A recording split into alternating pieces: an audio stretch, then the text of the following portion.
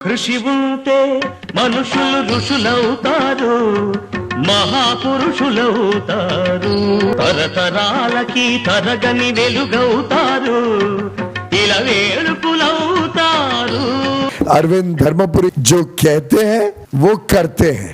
జాతీయ పసుపు బోర్డు కేంద్ర కార్యాలయాన్ని మన ఇందూరులో ఈ నెల 29న కేంద్ర హోంశాఖ మంత్రులు శ్రీ అమిత్ షా గారు ప్రారంభించనున్న శుభ సందర్భంలో తెలంగాణ రైతన్నలందరికీ ఇదే మా ఆహ్వానం. రైతు ఐక్య వేదిక. కేటీఆర్ డ్రగ్స్ సృష్టికర్తనే కేటీఆర్. ఈ డ్రగ్స్ ఎవరి ద్వారా వచ్చింది, ఎక్కడి నుండి వచ్చింది? 10 సంవత్సరాలు 2014 దాకా తెలంగాణ రాష్ట్రంలో, ఉమ్మడి రాష్ట్రంలో ఎక్కడ కూడా డ్రగ్స్ లేదు. ఎవరో ఏరుగా ఒక్కలో ఇద్దరో 10 మందో బడాబాబులు వారు ఇతర దేశాలు పోయినప్పుడు, ఇతర దేశాలలో నిషేధం లేదు కాబట్టి అక్కడ ఉపయోగించుకుంటారని చెప్పారు. అప్పుడు అది ఏరుగా చెప్తే వినడమే తప్ప ఆ డ్రగ్స్ అంటే ఏంటో తెలియనటువంటి పరిస్థితి. అది చాలా పెద్ద బడాబాబులు, అలాంటి వాళ్ళు ఇతర దేశానికి పోయినప్పుడు అక్కడ ఏదో ఉపయోగించుకుంటారట. అది ఎట్లుంటుందో కూడా తెలియదు. కానీ 2014 తర్వాత తెలంగాణ రాష్ట్రం ఏర్పడ్డ తర్వాత, కేసీఆర్ ఈ రాష్ట్రానికి ముఖ్యమంత్రి అయిన తర్వాత, కేటీఆర్ ఈ రాష్ట్రానికి మంత్రి అయిన తర్వాత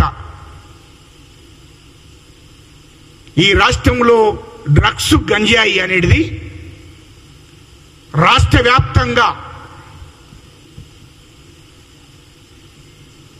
వ్యాప్తంగా ఈ డ్రగ్స్ను, గంజాయిని అలవాటు చేసిందే కేటీఆర్. ఇది వాస్తవం. మరి ఆనాడు మాజీ ముఖ్యమంత్రికి తెలియదా? తెలుసు మాజీ ముఖ్యమంత్రి గారికి. మాజీ ముఖ్యమంత్రి గారు కొడుకు డైరెక్షన్ ఇచ్చాడు. కొడుకు దాన్ని విచ్చలవిడిగా, అయ్యా మీడియా సోదరులకు నేను చెప్తున్నా, ఇదేమి ఆషామాష విషయం కాదు. ఈ డ్రగ్స్ అనేది కేటీఆరే ఈ తెలంగాణ రాష్ట్రానికి కాంట్రాక్టు పట్టి మొత్తం తెలంగాణ రాష్ట్రంలో దాదాపు 1000 మందిని పెట్టుకొని మొత్తం అన్ని జిల్లాల్లో, అన్ని మండలాలకు పంపించడం జరిగింది.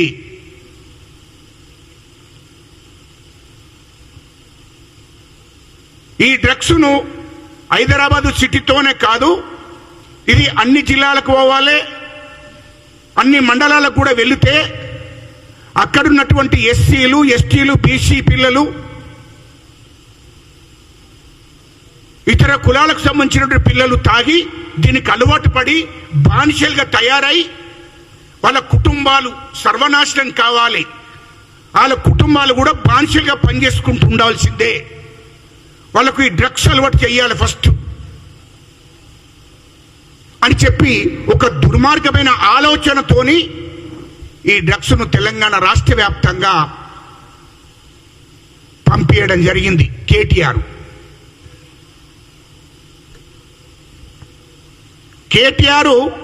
కేటీఆర్కు డ్రగ్స్ అలవాటే. కేటీఆర్ అనే అతడు ఈ డ్రగ్స్కు అలవాటు పడ్డాడు.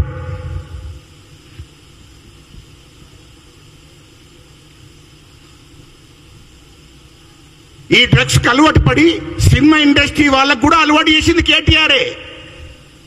సినిమా ఇండస్ట్రీ వాళ్ళ కింది స్థాయి దాకా కొత్తగా వచ్చినటువంటి హీరోలకు, కొత్తగా వచ్చినటువంటి హీరోయిన్లకు కూడా అలవాటు చేసింది ఈయననే.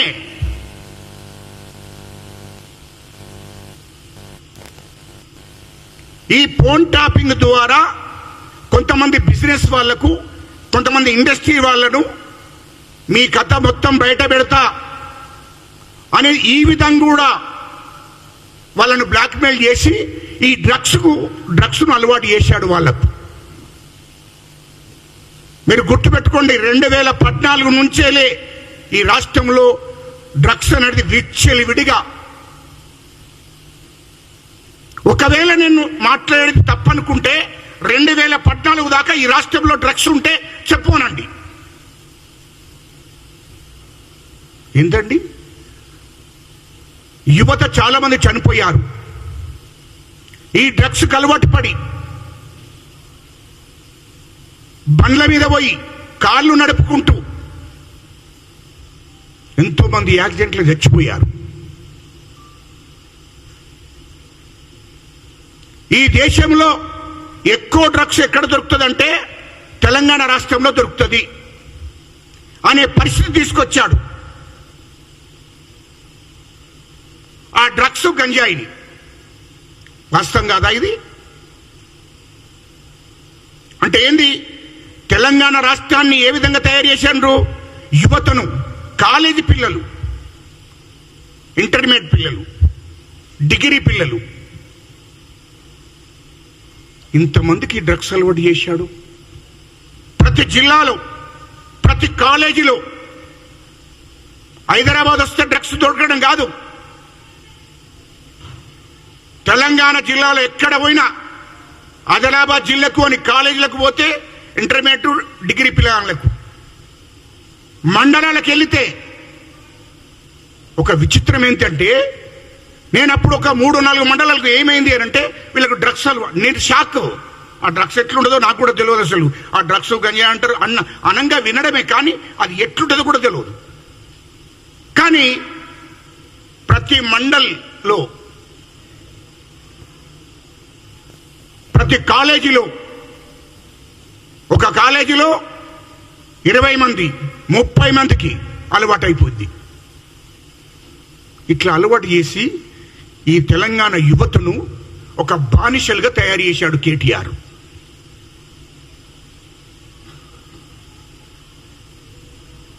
ఇది వాస్తవాలు. వీళ్ళందరికీ, ఎందుకంటే కాలేజ్ స్టూడెంట్స్ అందరికి కూడా ఇది ఆడపిల్లలకు మగవాళ్లకు అందరికి కూడా తయారు చేసి విచ్చలివిడిగా రాష్ట్రంలో యువతను విచ్చలివిడిగా తిరిగే విధంగా తల్లిదండ్రులను బెదిరించి అవసరం అనుకుంటే ఏది ఉంటుంది అమ్ముకోనైనా అట్లా కొనుక్కునే పరిస్థితికి దిగదార్చిండు యువతను. ఇంత దుర్మార్గం పరిపాలన ఎక్కడన్నా ఉందా దేశంలో? ఎంత బాధిస్తుందండి.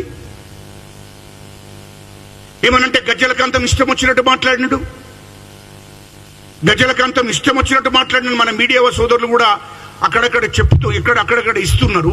చాలా మీకు ఇబ్బంది అనిపిస్తుంది మీడియా సోదరులారా, మిమ్మల్ని తప్పొట్టడం లే. ప్రతి ఒక్కరికి ఈ డ్రగ్స్ అలవాటు చేసి, సినిమా ఇండస్ట్రీ వాళ్ళకు డ్రగ్స్ అలవాటు చేసి వాళ్ళని కేసులో అయ్యే విధంగా తయారైంది.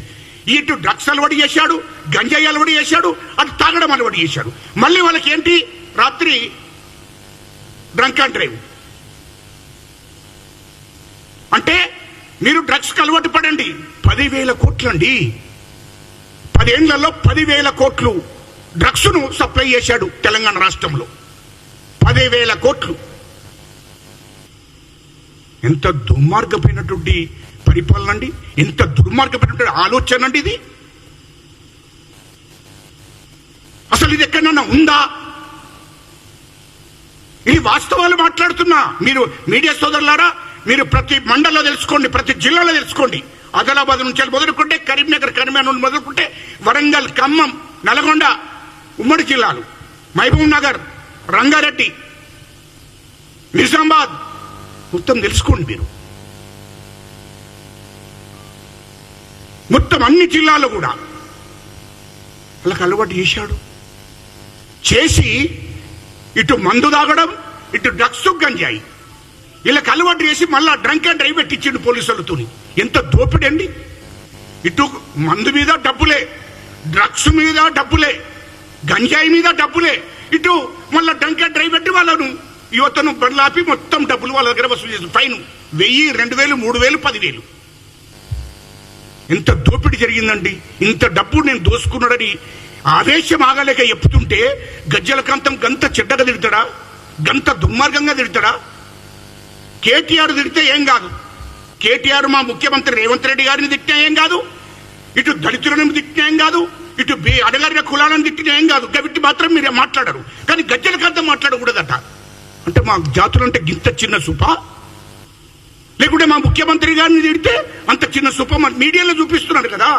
ఆ తిట్టేదాన్ని ఆపి మరి దాన్ని కట్ చేసి కూడా చూపిస్తున్నారు కదా, మీరు డైరెక్ట్ చూపిస్తున్నారు కదా. నేను తిట్టేది కూడా గదే కదా. నీకే సంస్కారం లేనప్పుడు ఇంత దుర్మార్గుణ్ణి నేను మర్యాద ఇచ్చి మాట్లాడొచ్చా?